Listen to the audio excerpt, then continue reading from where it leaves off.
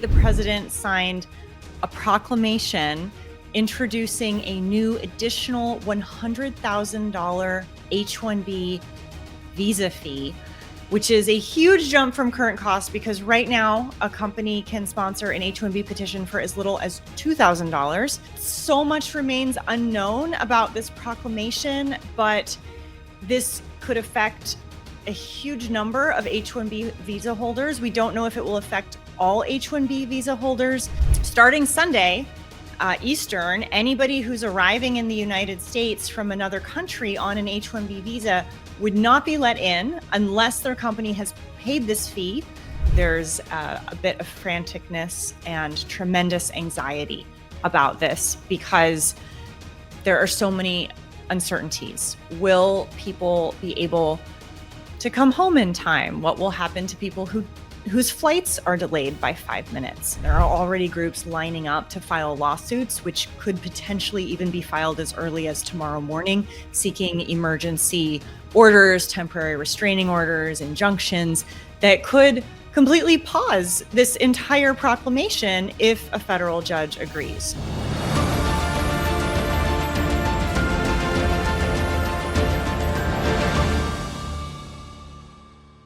Hello, welcome back to HT Podcast. I'm your host, Shashank Matu, reporting from Washington, D.C. It is midnight here, but if you are an Indian in America, you're likely getting no sleep today because of the announcement we've just seen from the White House coming in that the U.S. government is now hiking the application fee for an H-1B visa petition to $100,000. That means that if you are an Indian tech worker in the United States on an H-1B visa or on an H-1B visa generally, you're going to have a much harder time. What does this mean for Indians in America? What does this mean for America's tech ecosystem and for literally the hundreds of thousands of Indians who live in America on H-1B visas? Joining us to decode exactly these questions is Sophie Alcorn.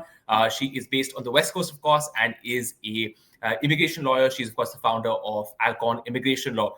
Sophie, thank you so much for joining us. I know it's late there. Could you tell us a little bit about what has just happened? Thank you so much. Why is everyone freaking out? Tell us a little bit about what this visa fee hike is all about.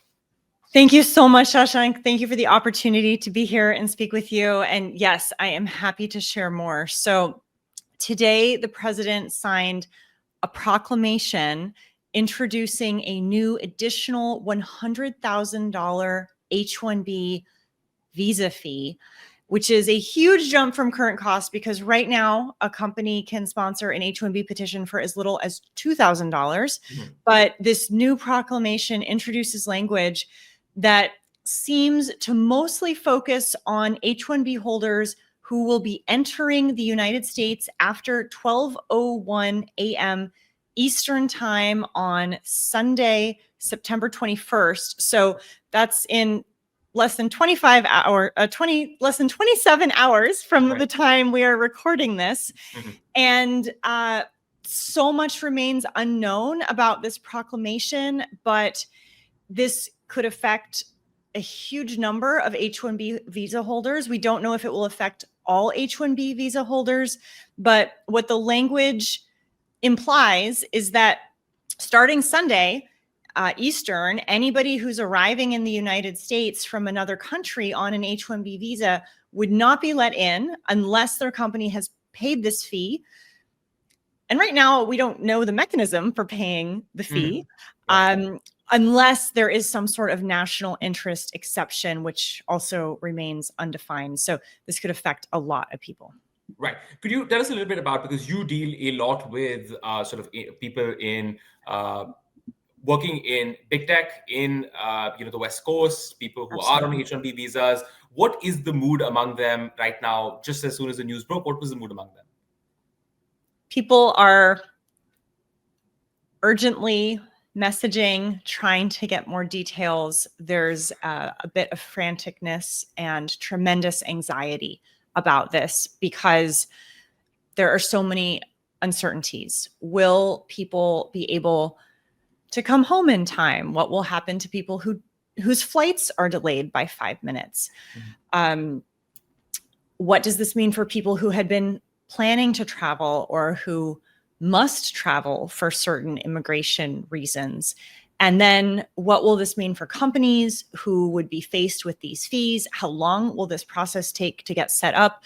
And then also, of course, what will happen in litigation? There are already groups lining up to file lawsuits, which could potentially even be filed as early as tomorrow morning, seeking emergency orders, temporary restraining orders, injunctions that could completely pause this entire proclamation if a federal judge agrees. So there's a tremendous amount of uncertainty, and from that, people are worried, and they're reaching out and they're trying to get more information. So you're telling us about that uncertainty. If you could help us unpack a little bit, just based on your experience, what is the impact of this rule, if it goes through, going to be on companies, how they hire, and also tech workers? The logic coming from the administration seems to be that this will make it harder for American companies to hire foreign workers. Therefore, they're going to have to hire Americans. Other people are saying that's not what's going to happen.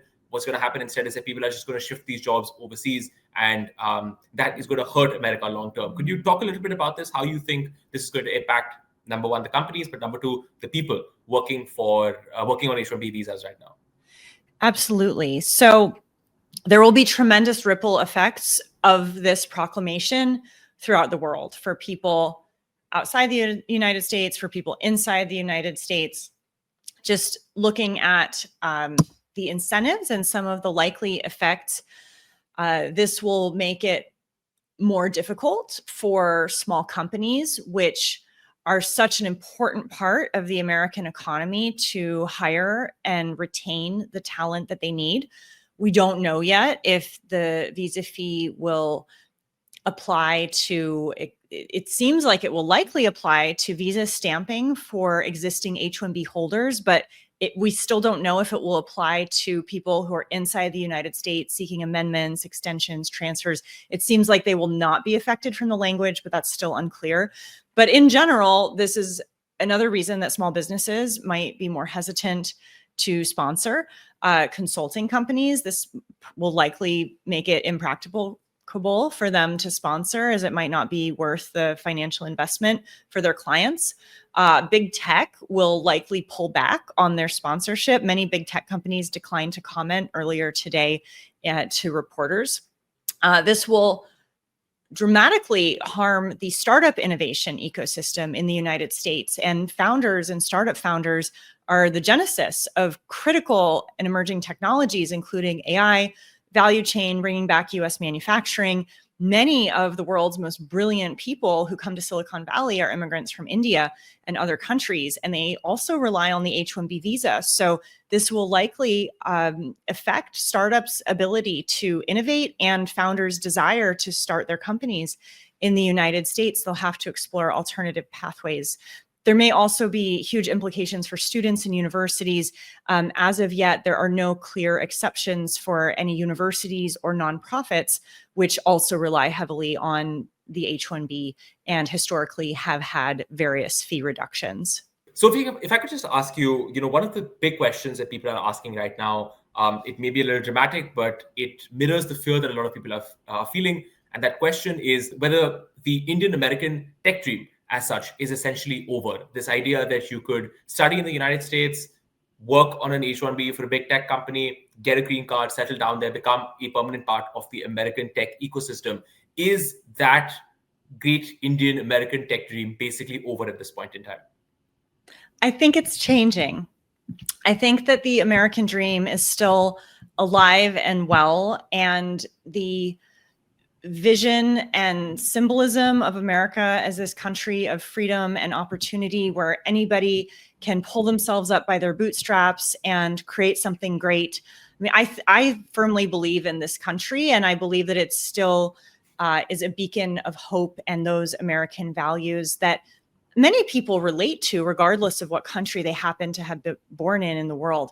I think the dream is evolving. I think that as a world, we are moving from traditional corporate standardized pathways that are viewed as desirable by many cultures to a reality that has more shifts and changes, where individuals and entrepreneurship are often the way to have more security when everything else is changing. And we actually continue in my practice to be very successful with obtaining H-1B transfers and concurrent H-1Bs and O-1 visas for extraordinary ability for people who aspire to be entrepreneurs and create jobs and innovate in this country and who want to contribute. And so with the young people who I represent in my practice, the international students, the international founders coming to the United States, to Silicon Valley from all over the world, their dreams are entirely remaining possible. And so I see it as an evolution into a new economic culture that's forming around AI and emerging technologies and the innovation ecosystem, which this administration is very much in favor of supporting. Right. But, Sophie, if you are an Indian student right now in the United States and you were hoping to get an H-1B, the sense for a lot of people is that if this rule goes through, they're hiring lower entry-level workers or tech talent that's just come out of universities. It's just going to be that much harder for companies. They're not going to be that interested. You're already seeing some of that in some companies, at least in the conversations that I have with Indian students here in America. Could you speak a little bit about those fears, about your young Indian students who've come to America who want to work there, but this visa rule, as well as some of the other rules that we've seen over the last couple of weeks and months, those things have really dented their hopes and aspirations of staying in America. Your view?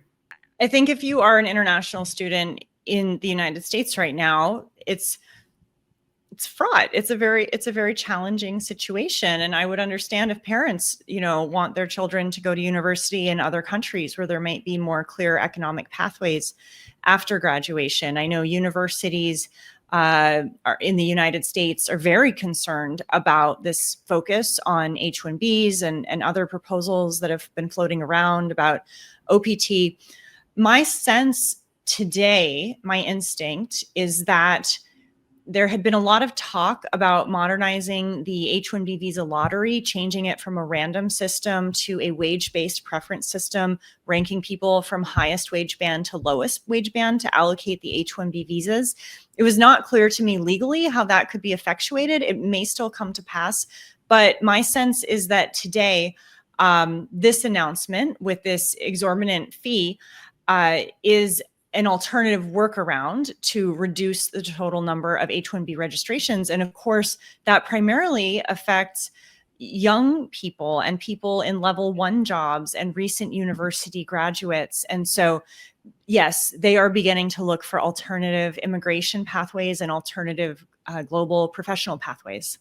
Right. Could I ask you in terms of the people that you're talking to, if you are an Indian H-1B visa holder, if you are a student on an F-1 visa and you're looking to get an H-1B visa, what would you advise them? What exactly are they supposed to do in the days and weeks ahead? Is it to wait for a legal challenge? Is it to wait for more details? What exactly happens going forward now? Well, I do speak to a lot of people in that situation every day at my practice, Alcorn Immigration Law in Silicon Valley. And we are speaking to companies that want to put candidates into the H-1B lottery, often on OPT and STEM OPT. We're speaking to college students who want to chart out their career pathway, potentially to work, but also often to create their own side projects, companies, and startups. And we're also talking to a lot of individuals who are already on an H-1B who are also very concerned about their future, because there are, continual rumors of future upcoming tech company layoffs, and people are very concerned about being put into a 60-day grace period. There are alternative pathways. Becoming qualified independently for an O-1 visa for extraordinary ability is a wonderful option. I have a complimentary online course called Alcorn Academy on my website that people can enroll in, that over 1,000 people have taken to become qualified for the O-1A, EB-1A, and EB-2 NIW pathways. So that's a helpful resource. But the O-1 is great unless you're married and your spouse is on an H-4 EAD work permit, because the O-3 spouse is not eligible for work authorization until you can get into the adjustment of status phase of the green card. So the O-1 is good for some. Other professionals who already have an H-1B are seeking concurrent part-time H-1Bs as a form of layoff insurance. You're allowed to have more than one H-1B at a single time. You can have a 5-hour-a-week H-1B on the side of a normal day job. And then if you were to get laid off, you would not go into a 60-day grace period because you would still be maintaining valid H-1B status. So from there, you could look for another job and add it on additionally, or you could amend your hours to work full-time in your own endeavor. So that gives people a lot of peace of mind as a backup option. And then it is also possible for individuals, now I would say individuals inside the United States, because we don't know what's going to happen for new arrivals on H-1B, but there are also cap exempt visa pathways, which is a very, we've had a long precedence for this for, I believe, over a decade. And basically universities and other nonprofits and research organizations affiliated with universities, their employees do not need to go through the lottery. So sometimes by utilizing concurrent pathways or companies that have affiliations with universities, their employees can qualify for H-1Bs without the lottery. And so that is also a wonderful backup option for people who are running out of STEM OPT or who need to get into an H-1B for some other reason. Right. So I'll ask you two final questions just to close out.